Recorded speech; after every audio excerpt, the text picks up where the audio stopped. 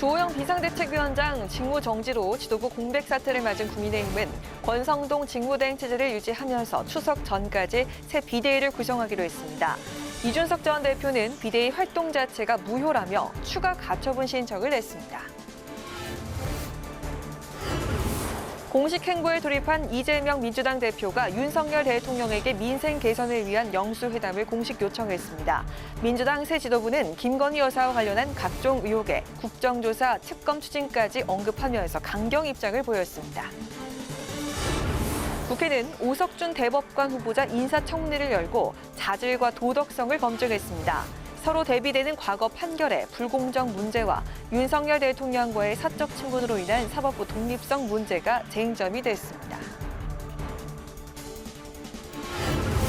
뉴스앤 파워 인터뷰. 오늘은 더불어민주당 전대준비위원장이었던 4선의 중진 안규백 의원과 함께 룰 전쟁부터 당원 개정 갈등까지 다사다난했던 전대 과정을 짚어보고 앞으로 2년 동안 민주당을 이끌 이재명 고의 과제에 대해서 들어봅니다.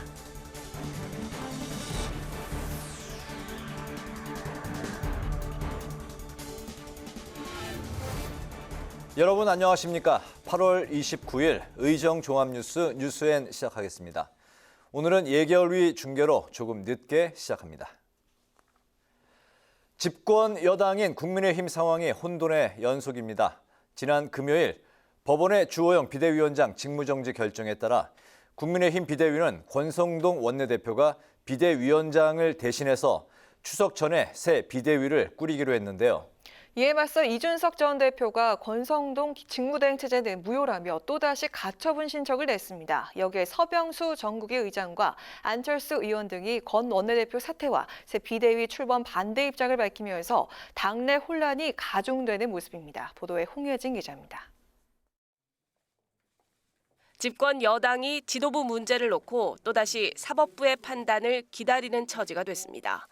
앞서 법원이 이준석 전 대표가 제기한 주호영 비대위의 효력정지 가처분을 인용하면서 국민의힘은 새 비대위를 꾸리기로 결정했습니다. 당의 위기는 새로운 비대위 출범으로 마무리되어야 합니다. 추석 연휴 전에 새로운 비대위가 출범할 수 있도록 최선을 다해서 신속하게 추진하도록 하겠습니다. 권성동 원내대표가 직무가 정지된 주호영 비대위원장을 대신하고 새 비대위 구성을 위한 당원당규 개정 작업에 착수하기로 했습니다. 법원이 이 전 대표의 가처분 신청을 받아들이면서 당이 비상 상황이 아니라고 판단한 만큼 당원당규 개정을 통해 비상 상황 요건을 구체화하겠다는 계획입니다. 하지만 이 전 대표가 곧바로 반격에 나섰습니다. 이 전 대표 측 변호인단은 권성동 직무대행 체제도 무효라며 추가 가처분 신청을 낸 겁니다. 이 전 대표는 언론과의 인터뷰에서 법원 판단에 대해 우회로를 찾을 것이 아니라 반헌법적으로 규정된 상황에 대해 포괄적으로 판단해야 한다고 비판했습니다. 여기에 법원의 주 비대위원장 직무 정지 결정에 대해 주 비대위원장은 강제집행 정지 신청을, 국민의힘은 이의 신청을 제기하며 법적 공방에 돌입했습니다. 당내 분위기도 심상치 않습니다. 새 비대위 반대는 물론 권성동 원내대표의 사퇴를 촉구하는 목소리가 이어지고 있는 겁니다. 당원당규 개정을 위한 전국위 개최 키를 쥐고 있는 서병수 전국위 의장은 법원의 결정을 존중해야 한다며 전국위 소집에 응할 수 없다고 밝혔고, 안철수, 윤상현 의원 등은 새 원내대표를 뽑고 그 원내대표가 직무대행을 해야 한다고 주장했습니다. 국민의힘은 추석 전에 비대위 구성을 마무리할 방침이지만 이 전 대표의 추가 가처분 신청에다 당내 반발까지 분출하면서 비대위 출범에 상당한 난항이 예상됩니다. 국회방송 홍혜진입니다. 대통령 후보에서 거대 야당의 수장이 된 이재명 더불어민주당 신임 대표가 첫 일정을 시작했습니다.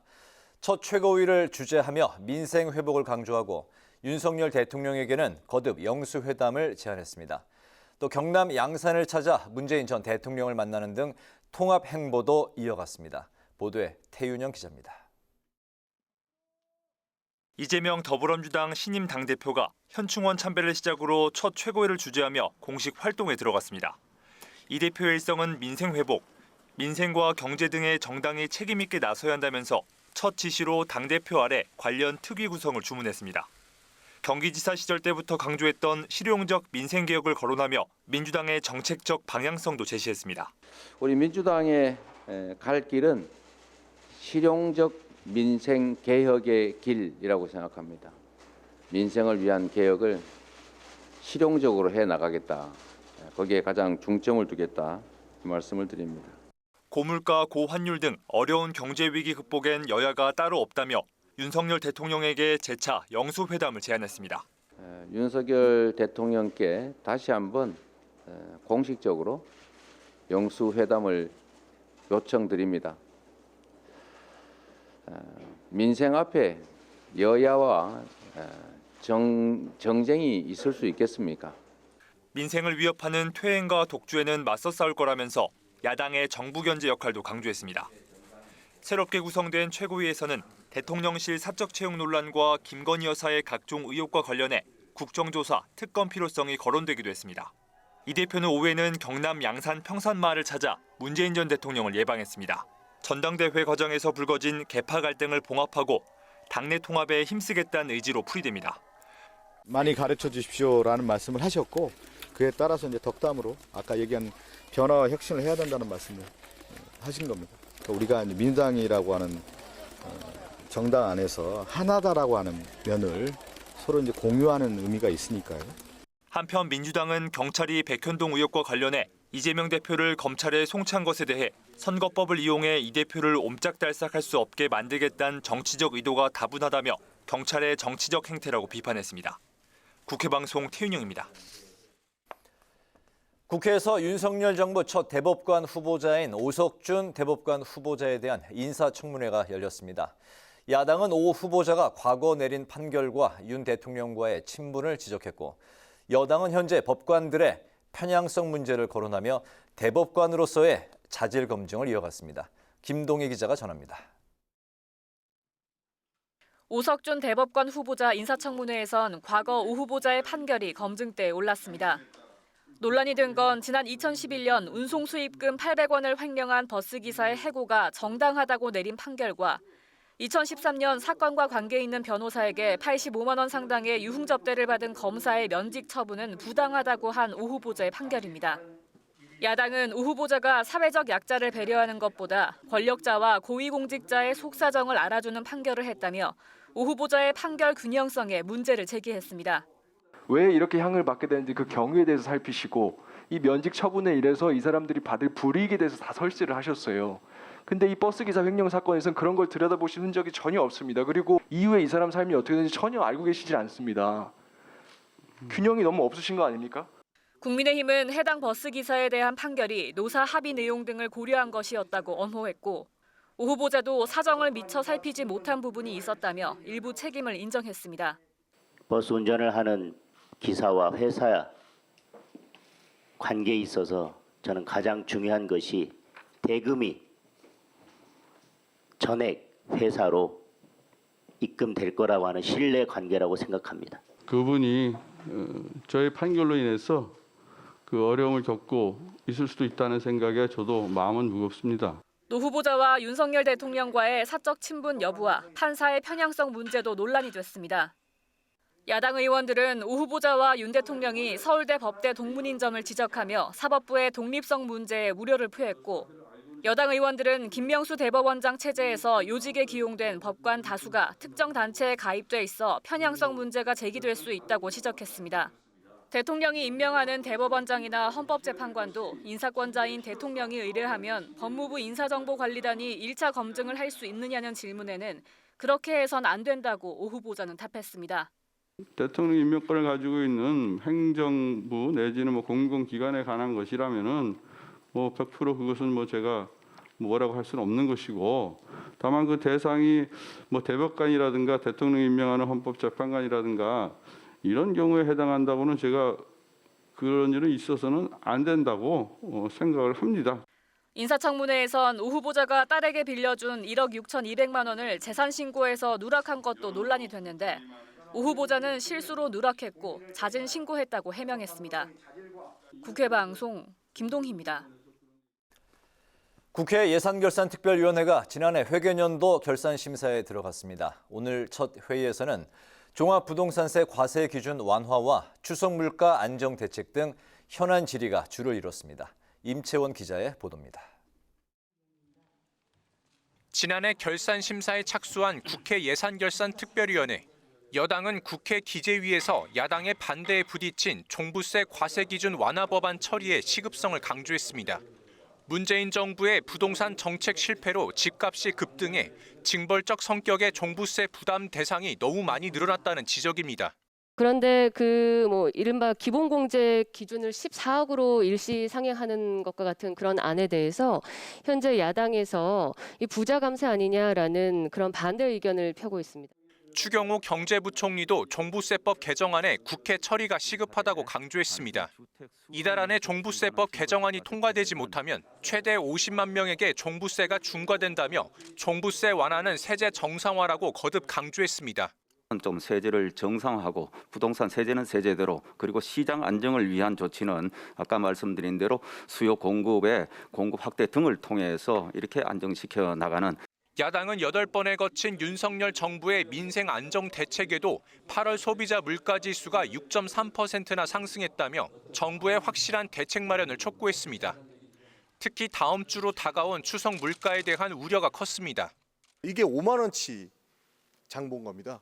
이걸로 추석 셀 수 있겠습니까? 윤석열 정부의 실정을 M1 월급쟁이가 다 죄된다 이렇게도 들릴 수 있을 것 같습니다. 한덕수 국무총리는 고물가 문제는 윤석열 정부 3개월 훨씬 전부터 그 요인이 내재하고 있었다고 설명하면서 재정을 긴축하는 등 물가 안정을 위해 모두가 함께 인내해야 한다고 답변했습니다. 잘 아시다시피 이렇게 물가가 공급, 수요 측면에서 올 때는 모두가 자기의 부분을 좀 희생을 해야 됩니다.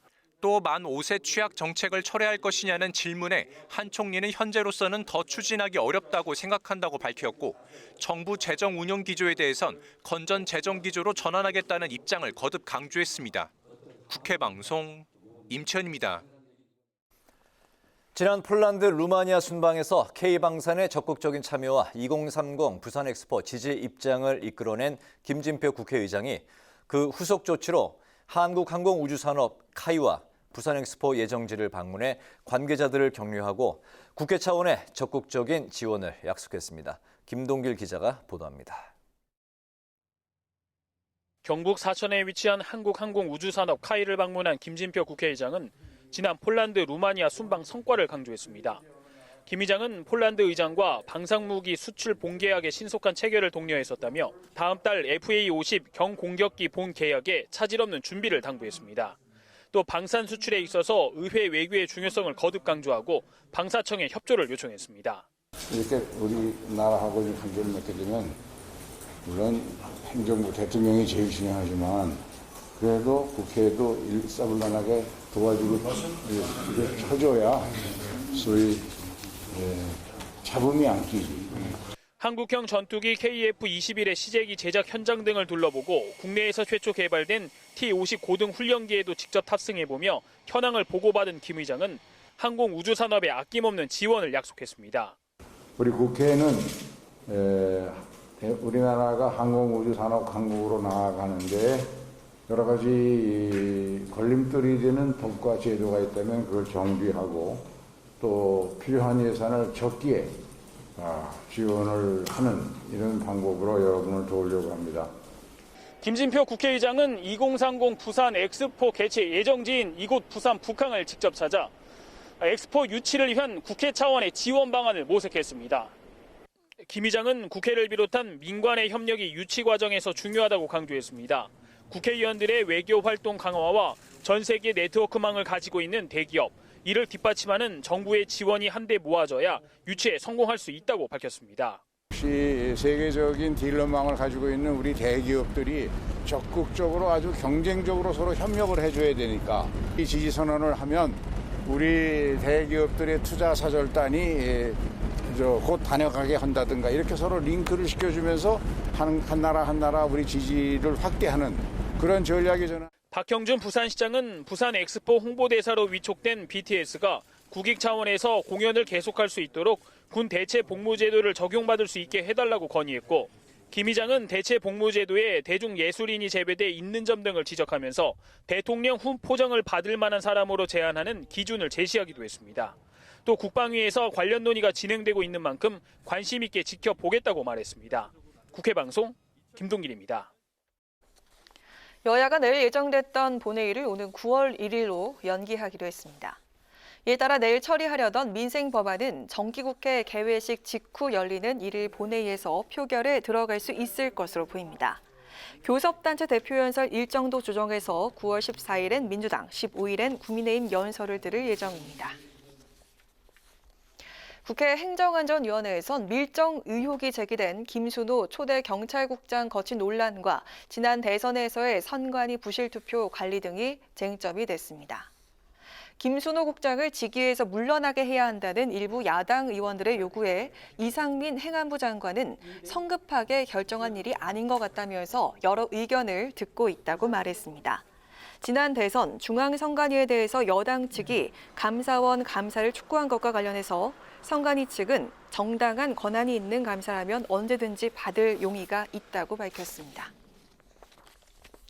국회 민생경제특별위원회가 원자재 가격 변동에 따라 납품 대금을 현실화하는 납품단가 연동제 도입에 정부가 미온적 태도를 보이고 있다고 지적했습니다. 여야 의원들은 정부가 내년 2월까지 선자율 운영 방침을 밝힌 데 대해서 법제화 시기가 뒤로 밀린 게 아니냐고 우려하며 최근 원자재 가격 상승 등으로 납품단가 연동제가 더 미뤄지면 중소기업들이 힘들어질 것이라고 강조했습니다. 이에 중소벤처기업부는 제도를 시범 운영하면서 일정 기간이 끝나면 법제화를 병행하겠다고 강조하고 다음 달 중순 기업계 의견을 듣고 대안을 찾겠다고 말했습니다. 국회 산자중개위원회 전체회의에선 사실상 한국산 전기차에 대한 보조금 지급을 중단하는 내용의 미인플레이션 감축법에 대한 여야 의원들의 질의가 이어졌습니다. 이에 이창양 산업통상자원부 장관은 미인플레이션 감축법이 FTA와 WTO 규정 위반 소지가 높다면서 필요시 제소 절차를 진행할 것이라고 답했습니다. 윤관석 위원장은 산자중개위 차원에서 미국의 수입산 전기차와 배터리 세제 지원 차별 금지를 촉구하는 결의안을 준비하고 있다고 밝히고 우리 기업들의 피해가 최소화될 수 있도록 노력해달라고 당부했습니다.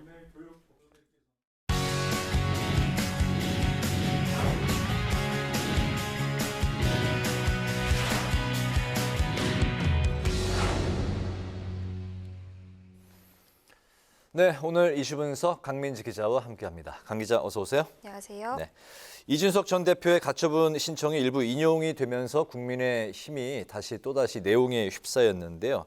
긴급 의원총회가 주말에 열렸는데 새 비대위를 출범시키기로 했는데 이렇게 되면은 이 비대위는 법원의 결정을 또 위배한 거다라는 그 이야기도 나오고 있습니다. 이게 앞으로 좀 어떻게 될 걸로 전망이 되고 있습니까? 네, 우선 국민의힘은 새 비대위 구성을 위해 당원당규 개정안에 착수를 했습니다. 네. 이 법원이 당 현 상황을 비상 상황이 아니라고 판단을 한 만큼 비상 상황 요건을 보다 구체화한다는 건데요. 유상범 전주회 의원 등 당 율사 출신 의원들이 오전부터 당원 개정안 작업에 들어갔습니다. 이 핵심 당원은 96조 제1항인데요. 당대표가 거리되거나 최고위 기능을 상실되는 등 이 비상 상황이 발생할 때 비대위를 만들 수 있도록 한 조항입니다.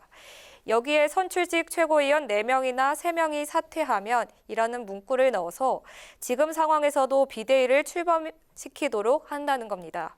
내일 의총에서 이 안건을 추인해 추석 전 비대위원 인선까지도 마무리한다는 방침인데 이 당장 당원 개정을 위한 전국위 소집부터 어려워 보입니다. 이 비대위 출범을 위해선 상임 전국위를 소집해서 당원 개정안에 심의를 하고 전국위에서 의결을 거쳐야 하는데요. 전국위 의장인 서병수 의원이 비대위 원천무효 입장을 밝히면서 전국위 소집 요구에 응할 수 없다고 못 받고 있기 때문입니다. 네, 서병수 의원은 바로 직전에 그 비대위 체제도 반대 입장을 표명을 했었는데 이번에는 전국위 소집도 응할 수 없다는 입장이군요. 그 당내에서는 그 중진 의원들 중심으로 비대위 출범에 반대하는 목소리가 지금 나오고 있는 상황인데 특히 비대위원장 직무대행을 맡게 된 권성동 원내대표 사퇴도 요구하고 있는 상황이죠. 네, 차기 당권 주자인 안철수 의원을 비롯해서 이 윤상현, 하태경 의원 등 당 중진들까지 가세해서 이 비대위 출범에 반대를 하고 있습니다. 네. 새 비대위 구성은 법원 판결 취지에도 맞지 않다면서 최고위 복원을 재차 요구하고 있는 건데요. 특히 당의 조속한 정상화를 위해선 권 원내대표가 사퇴를 해야 하고 그 당원 당규에 따라 새 원내대표를 선출해 원내대표가 직무대행을 해야 한다는 입장입니다.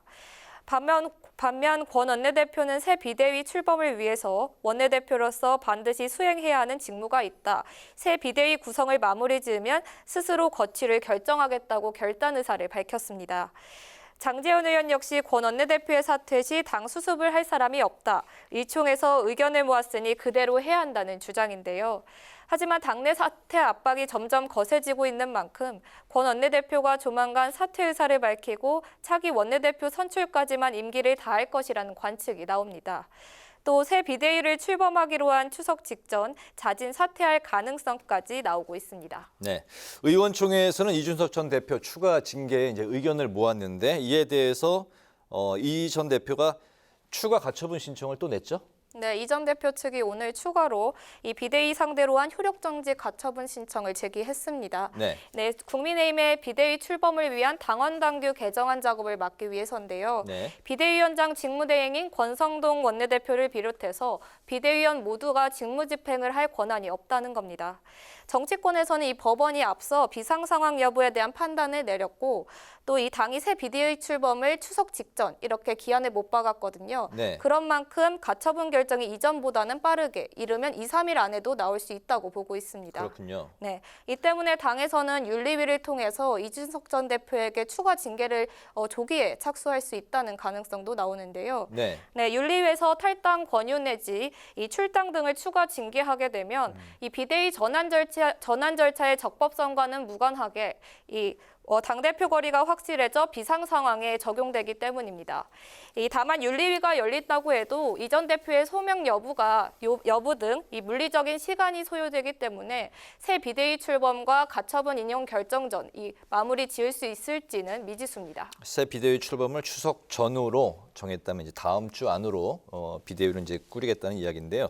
이렇게 새롭게 재편된 민주당 상황도 한번 살펴보도록 하겠습니다. 이재명 의원이 압도적인 득표율을 기록하면서 예상대로 민주당 신임 당대표 선출이 됐는데 최고위원들도 친 이재명계가 이제 뭐 거의 다 그 대다수를 차지하고 있습니다. 이번 이재명 신임 지도부 선출 어떤 의미를 갖고 있습니까? 네, 이번 민주당 전당대회 이변 없이 이재명 의원의 압승이었는데요. 네. 이 권리당원에서도 78% 득표를 했고요. 여론조사에서는 82%의 득표율을 올렸습니다. 네. 이 민주당 전통 기반을 대표하는 대의원 역시 72%가 이 대표를 지지하면서 대의원 표심에서도 대세론이 확인됐습니다. 최고위원 선거 역시 5명 중 4명이 이재명계로 포진됐고 나머지 1명인 고민정 최고위원은 친문으로 분류가 되긴 하지만 이 대표에게 적대적이지가 않습니다. 네. 예, 사실상 당심과 민심 모두 이재명 대표 체제에 기회를 줬다고 볼 수 있는 겁니다. 하지만 이처럼 이재명계가 부각된 만큼 비이재명계와의 계파 갈등도 표면화된 것으로 볼 수 있는데요. 이 때문에 당 통합이 이 대표의 최대 과제로 꼽히고 있습니다. 이를 의식한 듯 오늘 첫 일정에 문재인 전 대통령 예방을 포함해 친문 끌어안기 행보를 보이기도 했습니다. 네. 신임 지도부가 이제 모두 수도권 출신으로 이제 채워지면서 호남 목소리를 대변할 사람이 없다는 목소리가 또 나오고 있네요. 지명직 최고위원이 이제 2명인 거죠. 그 당대표가 이제 선출을 네, 하게 되는데 호남 출신이 임명이 될 수 있을까요? 네, 광주 송갑석 후보가 6.15 고배를 마시면서 이 호남 출신의 최고위원 입성이 좌절됐는데요. 네. 네, 앞서 이낙연계인 윤영찬 후보가 송갑석 후보를 막판에 지지 선언하면서 이 안에 역전할 수 있지 않을까 하는 기대도 있었는데 결국 친명계인 박찬대 후보가 5위권에 최종 당선됐습니다. 이런 측면에서 봤을 때 호남 정치가 민주당 내부에서 차지하는 결정력 그리고 비중 부분이 지속적으로 줄어드는 게 아니냐는 분석도 나오는데요. 하지만 호남 권리당원인 비율이나 정통성을 생각했을 때 여전히 무시할 수 없는 부분으로 보이고 있습니다. 네. 네, 그래서 당대표가 임명할 수 있는 지명직 최고위원 2자리에 호남 지역이 포함될지가 관심인데요. 이 대표가 한 명은 열세 지역 출신으로 배려하겠다고 밝힌 만큼 호남 출신을 선임할 가능성이 높아졌습니다. 일각에선 검찰 수사 기소권 분리 법안 통과 당시 이 당을 탈당했던 광주 출신의 무소속 민영배 의원을 지명할 것이란 보도가 나오고 있습니다. 네, 최고위원들이 당직 인선과 관련해서 이 대표 구상대로 가면 좋겠다는 의견을 전달한 것으로 알려져 이 대표가 어떤 결정을 할지도 주목되고 있습니다. 이 밖에 사무총장이나 정책위의장 등인 친명계 인사들이 거론되고 있는데요. 사무총장엔 현재 5선의 조정식, 3선의 김경협, 윤관석, 윤우덕 의원 등이, 정책위의장인 재선의 김병혁 의원의 이름이 나오고 있습니다. 네. 이 대표가 이제 당선 소감 그리고 오늘 첫 최고위에서도 윤석열 대통령과 영수회담에 대한 이제 의지를 밝혔습니다. 이 부분 이제 어떤 의미가 있을까요? 네, 이 대표가 민생과 경제 위기 극복을 위해 여야가 초당적으로 머리를 맞대야 한다면서 영수회담을 제안했죠. 네. 하지만 일각에선 이 대표가 윤 대통령과의 1대1 구도 부각을 위해서 의도한 것 아니냐는 해석이 나오고 있습니다. 네. 또 이 영수회담이 대통령과 야당 총재의 회담이라는 뜻인데요. 이 때문에 이 대표가 1대1 회동을 제안한 것이란 의도로도 받아들여집니다. 이에 대통령실은 여야 지도부 면담에 언제든지 응할 준비가 돼 있다고 밝혔는데요. 영수회담이 아닌 야당 지도부라는 표현을 사용하면서 이 대표의 요구를 우회적으로 거부했다는 분석입니다. 이에 따라 윤 대통령과 이재명 대표의 만남이 성사되는 것은 여당 지도부 체제가 정비되는 이후 최소 추석 이후가 될 전망으로 보고 있습니다. 그렇군요. 오늘 이슈 분석은 강민지 기자와 함께했습니다. 강 기자 수고했습니다.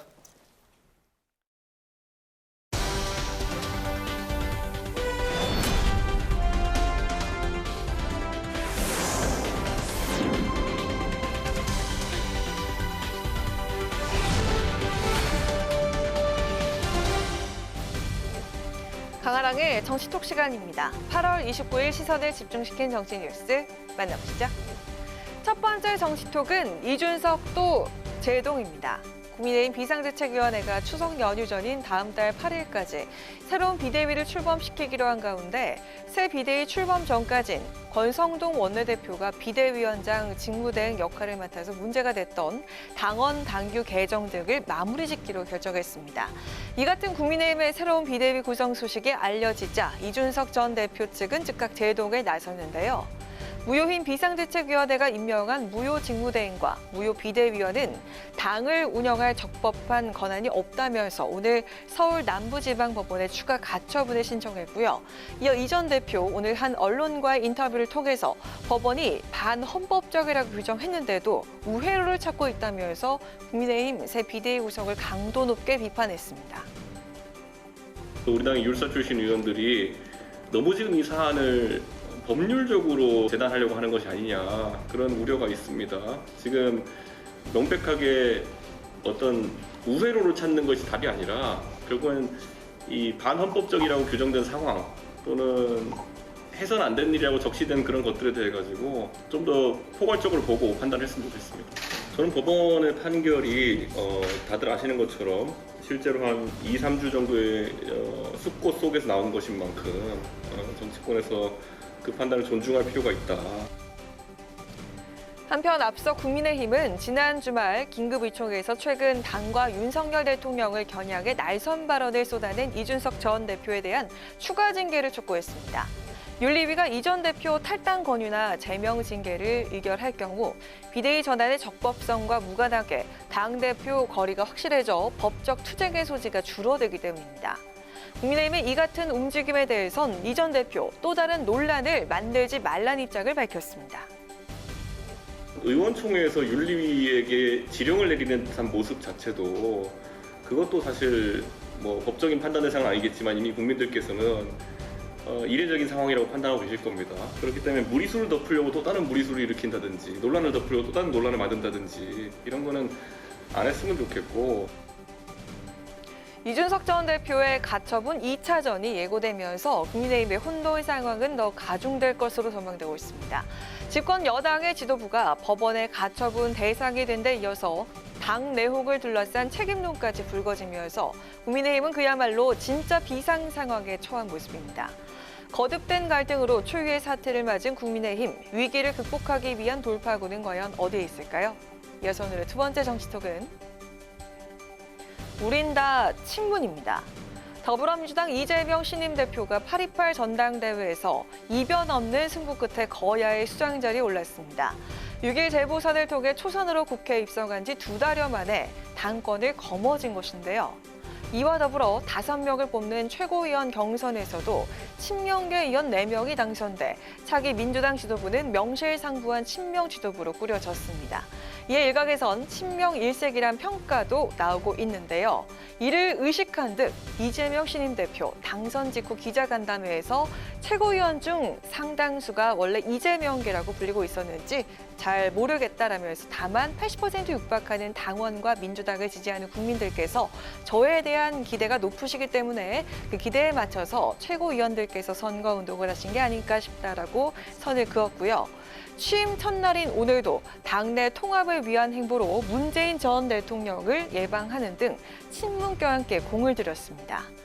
이번 전당대회에서 지도부에 합류한 정청래, 박찬대, 서영교 최고위원 역시도 개파색 지우기에 돌입한 모습입니다. 차기 지도부가 사실상 친이재명계로 꾸려졌다는 해석을 반박하면서 우린 다 친명이 아닌 친문이라고 강조했습니다. 저는 제 입으로 친명이다 뭐다 이렇게 얘기해 본 적이 없고 항상 이거는 언론의 프레임이다.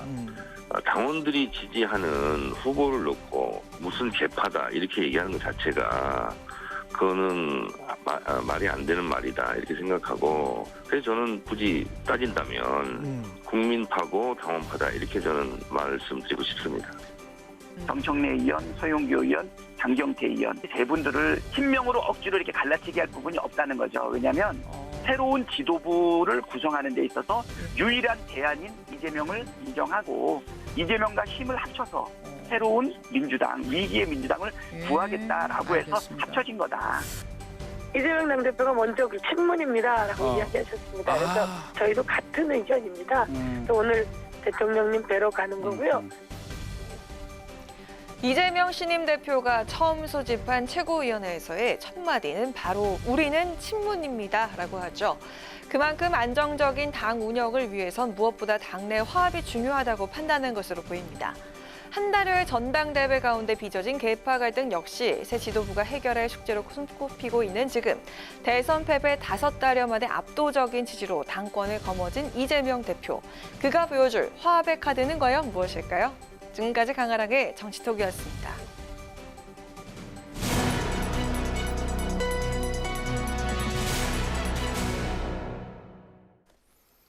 네, 또다시 리더십 공백이란 풍랑 속에 빠진 국민의힘인데요. 당 수습의 속도를 내고 있지만 산 넘어 산인 형국입니다.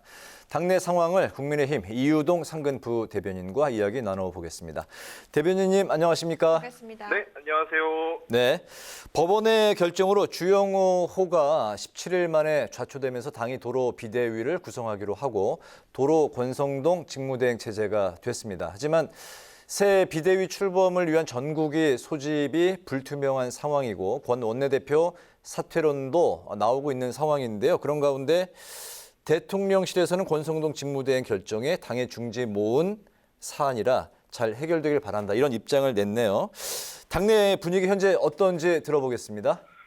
네, 현재 당에 지금 다양한 의견들이 나오고 있고요. 우리 진행자분께서도 말씀해 주셨다시피 현재 의원총회의 결과는 새로운 비대위를 구성하고 당원 당규를 개정한 후 새로운 비대위를 구성하겠다는 입장을 토요일 날 긴 의원총회 끝에 밝혔습니다.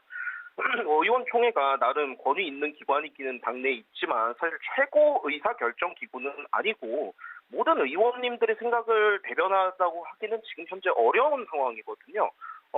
중진 의원님들 중에서 서병수 의원님이나 하태경 의원, 윤상현 의원 등 여러 의원님들이나 아니 초재선 의원님들 중에서도 김웅 의원, 허은하 의원, 김병욱 의원, 최재형 의원님들 등이 사실상 지금 현재 의원총회의 결정은 법원 판결을 부정하는 게 아니냐.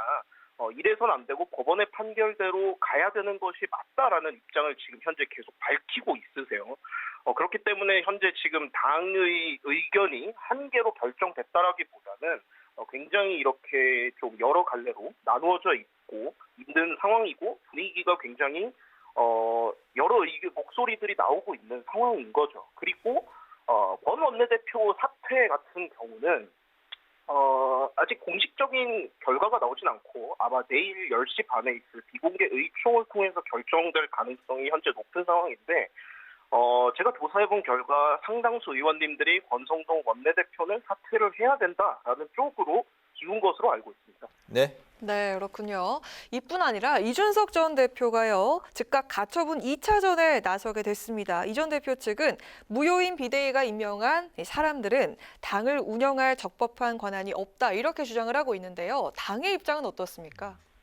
네, 우선 당의 공식적인 입장은 아까 제가 말씀드렸던 아마 내일 있을 의원총회를 통해서 아마 공식적인 입장이 나올 가능성이 높습니다. 오늘 권성동 원내대표께서도 그에 관련된 질문을 받지 않으셨거든요. 그러나 제가 대충 이렇게 조사해본 결과로 당의 입장은 현재 당의 최고의사 결정 기구는 최고위원회인데 최고위원회가 부재한 상황 속에서 이를 대체할 수 있는 것은 비대위밖에 없는 것이거든요. 그랬을 때 이 비대위를 없애는 것이 맞냐? 그럼 최고 의사 결정 기관이 결국 부재한 것인데, 라는 것이 이제 대충 당의 입장인 것 같고요. 이 개인적인 사견을 잠시만 말씀드리자면, 이준석 대표가 가처분 신청을 할 것은 사실 불보듯 뻔한 일이었거든요. 의원총회 결과에서 사실상 법원의 판결을 부정하겠다고 선언을 한 상황이기 때문에. 그렇다고 했을 때 당 내에서 현재 이것에 대해서 만약에 이준석 대표가 그러지 않을 것이다라고 생각했으면 그것도 그거대로 문제인 거고, 가처분 신청을 뻔히 할 걸 알면서도 그런 결과를 의원총회에서 내타는 것도 문제인 것이죠. 왜냐하면 딱히 지금 대안이 없거든요. 왜냐하면 지금 이러한 상황 속에서 법원의 가처분 신청이 이준석 대표의 2차 가처분 신청이 받아들여질 가능성이 지금 굉장히 높은 상황입니다. 그렇기 때문에 상당히 답답하고요. 공식적인 입장은 아마 내일 의원총회를 통해서 알 수 있지 않을까 생각합니다. 네, 당의 중진들이 일찍 자리를 뜬 상황에서 의총 의결이 났기 때문에 또 의총 결과가 나온 다음에도 잡음이 이렇게 일고 있는 걸로 현재 전해지고 있습니다. 주말에 열렸던 당 의총에서 이 전 대표 추가 징계를 강력하게 지금 촉구하고 있는 상황인데, 그렇기 때문에 조만간 징계 절차가 개시가 되는 건지, 또 제명 카드까지 나올 수 있는 건지, 그 가능성 어떻게 보세요? 우선 가능성 부분은 오히려 윤리위원회만 알고 있기 때문에 가능성을 섣부르게 짐작하기는 어렵지만, 지금 현재 윤리위에서 이준석 전 대표에 대해서 징계할 수 있는 카드는 두 가지밖에 없습니다. 첫 번째가 당원권 정지를 이미 했기 때문에 탈당 권유고요. 두 번째가 제명입니다. 근데 이렇게 지금 이 비대위 자체가 지금 법원에서 부정을 했었고, 만약에 지금 제명 같은 경우는 최고위원회나 비대위를 거쳐야 되는 상황인데, 제명 카드를 꺼내게 됐을 때는 이 비대위가 지금 법원은 아예 없다고 보는 상황인데, 이렇게 의결됐을 때 절차상의 오류가 또 생길 수밖에 없거든요. 그렇다고 했을 때 윤리위에서 만약에 더 센 징계를 한다고 하더라도 이것에 대한 절차적인 정당성이 있는가, 그리고 우리 국민과 당원들이 과연 이게 합리적인 결정이라고 바라볼 수 있는가에 대해서는 굉장히 의문점이 있는 것이고, 만약에 지금 추가 징계를 한다라고 했을 때 이준석 전 대표 측에서 이에 대해서 가처분 신청을 한다면 이에도 인용 가능성이 굉장히 높습니다. 그렇기 때문에 윤리위에서 아마 신중한 결정이 필요하지 않을까라는 생각이 듭니다. 네, 오늘 말씀 잘 들었습니다. 네, 감사합니다. 네, 지금까지 국민의힘 이유동 상근 부대변인이었습니다.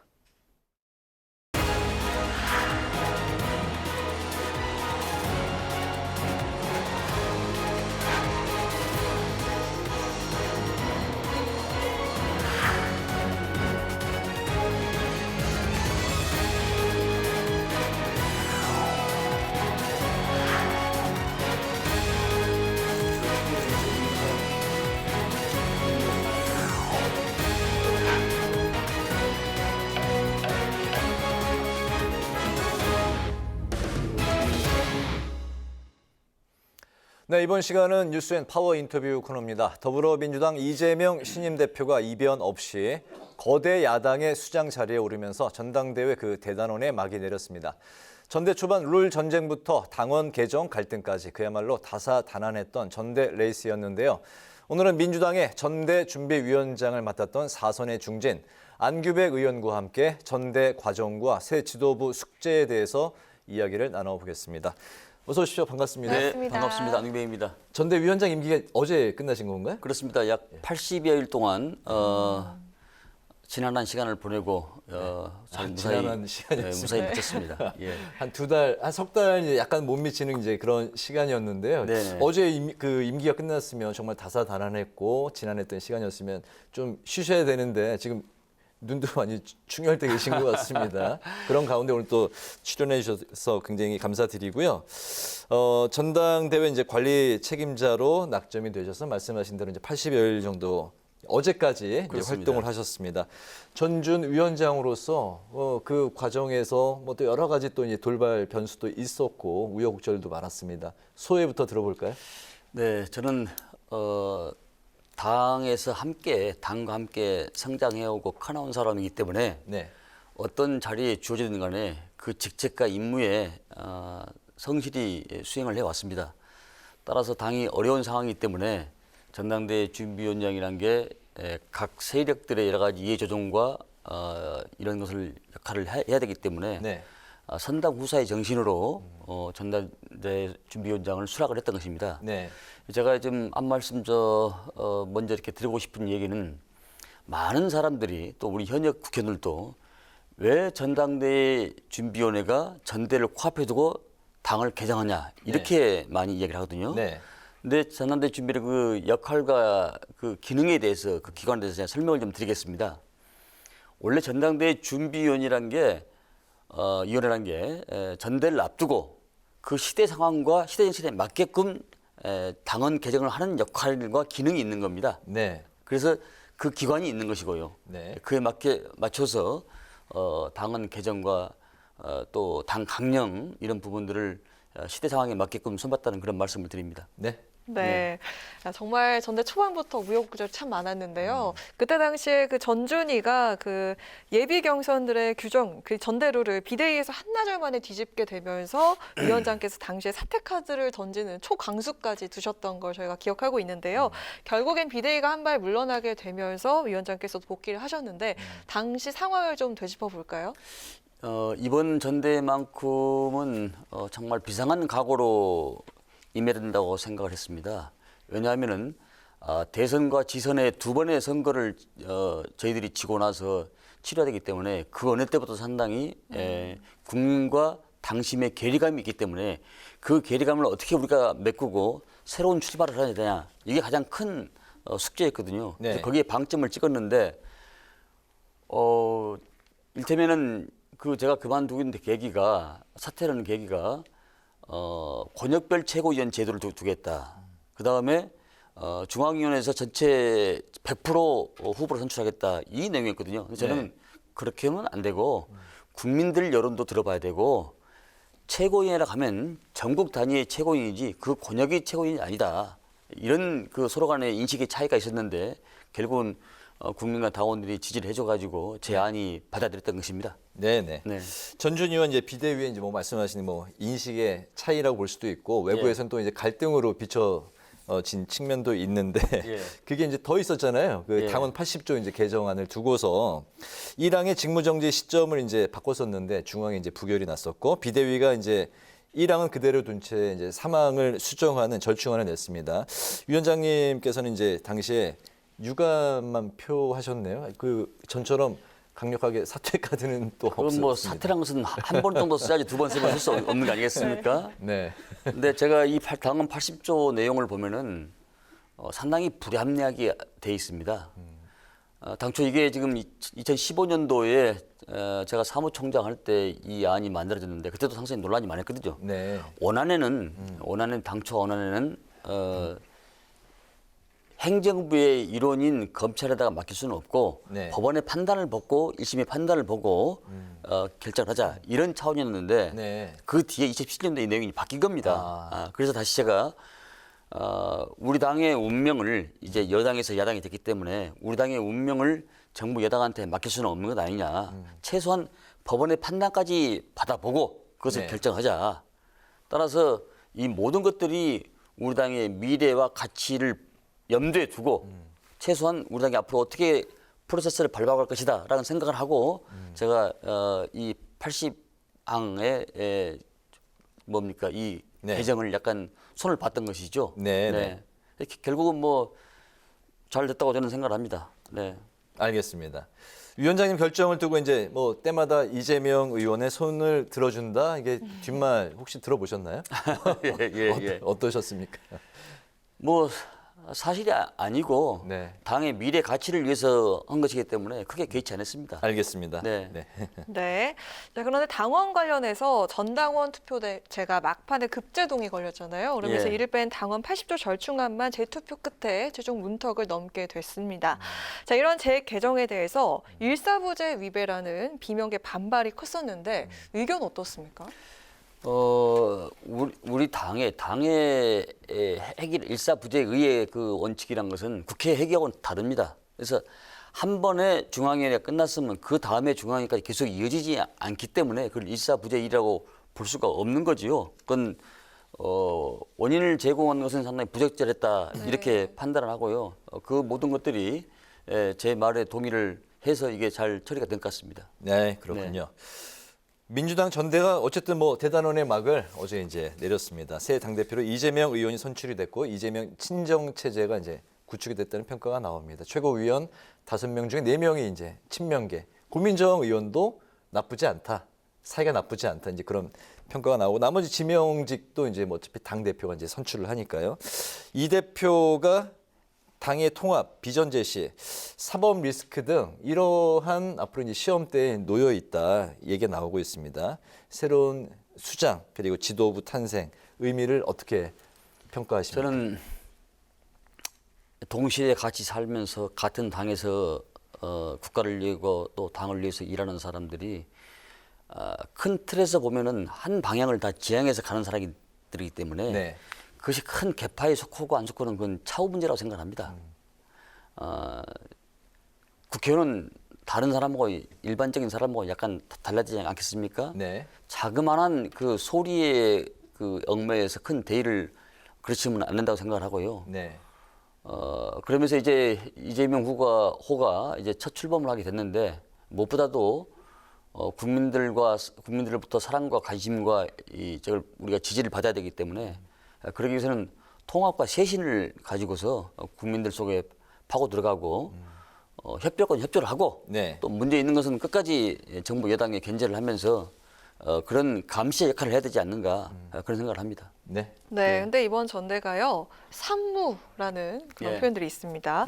세대 교체 없고 흥행도 없었고 갈등 해소도 없었다 이렇게 이야기를 하고 있는데 자 전준 위원장으로서 어떤 입장 가지고 계실지 들어보겠습니다. 경선 기간 내내 긴박감과 서로 간에 이렇게 그 업다운이 없고 이렇게 쭉 일방적으로 어대명, 확대명이라는 이런 용어가 나오지 않았습니까? 아마 그래서 그런 얘기가 나온 것 같은데 사실 그 투표율로 보면은 권리당원 투표율이 2년 전에는 41.3%, 지난번 어제 같은 경우는 어제까지 끝났으면 37.09%가 별 차이가 없습니다. 그렇군요. 그러면서 동시에 전국 대의원은 86.9%까지 투표율이 높은 투표율이 나오지 않았습니까? 그러니까 이게 산무라는 것은 이 언론에서 만들어놓은 그 언어적인 구조다, 언어용이다라고 이야기를 하고 싶고 사실 뜨거운 속에서